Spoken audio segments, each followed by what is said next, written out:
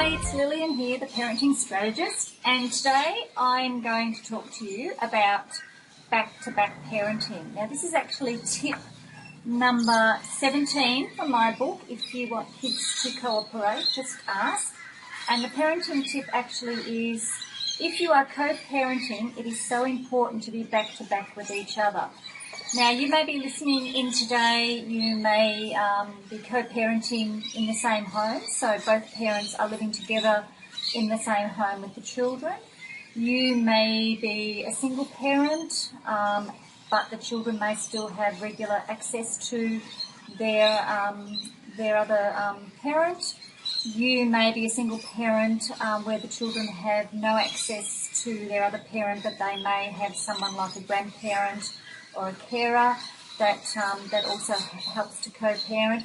And sometimes I can even use the word co-parenting as being an educator or a carer. For example, if they're a young child in childcare and the carer, might see them 5 days a week, to 8 or 10 hours a day. So really that is still co-parenting. And even teachers can really be considered as co-parents as well. So what do I mean by back-to-back parenting? What I mean is working together as a team. Now, there are actually, different parenting styles, and I'll touch on this on another episode, but it's really just being back-to-back in that, okay, we are going to parent our children with the same ideals, the same philosophies, use the same strategies, and so forth, because our kids are so clever. They can work out, how they can manipulate us as parents. And he'll say yes and he'll say no, and actually even, work out which parent's going to be the best one to approach on a particular issue that they're wanting to get a yes on. So it really is important that the kids have some stability with their parenting, particularly if you are in the same home. And it's really important that parents edify each other. I think one of the most harmful things we can do as parents is to actually, in front of the child, de-edify the other parent, so that actually makes that parent feel like they're not valued as a parent. So even if you disagree with something your partner might say in front of the children or to the children, please discuss that away from the children, because that is not it's not a positive thing to de-edify your partner like that.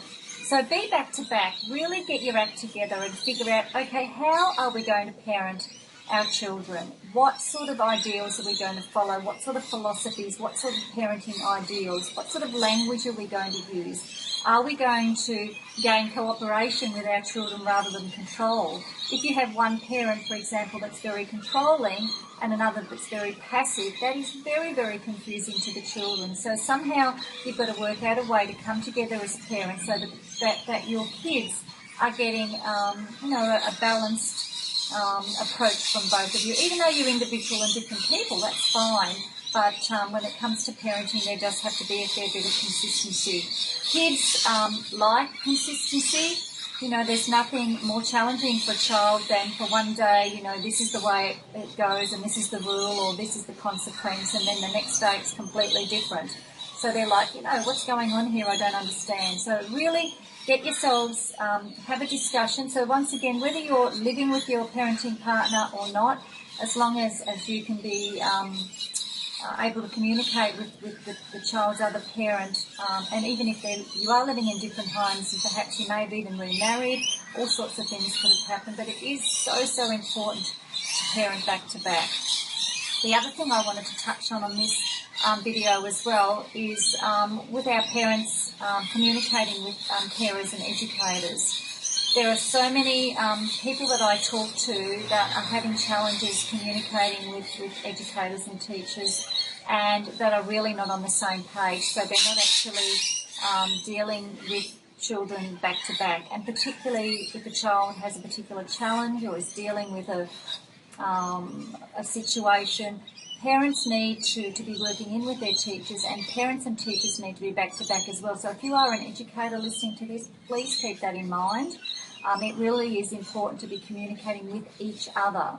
So it's not just the parent's job, it's not just the teacher's job, it is actually a co-parenting type of situation again. I know that when we were having challenges with our son, when he was particularly in secondary school, we had a lot of miscommunication. What we were doing at home and what was working for us at home so well was being totally contradicted at school. Like they were doing probably the most exact opposite to what we were trying to do at home. So Caleb was getting, mixed messages. What was working at home was not happening at school, and there was a lot of frustration for him. So it is really important to get a teacher that you can, or a carer that you can communicate with as well. So I hope that has helped today. Co-parenting, back to back, being on the same team, supporting each other, edifying each other, and having the child understand that there is consistency in parenting, and that they basically know where they stand regardless of which parent they are dealing with or speaking to. So work on that one for this week, and I'll talk to you next time. Thanks heaps. Bye-bye.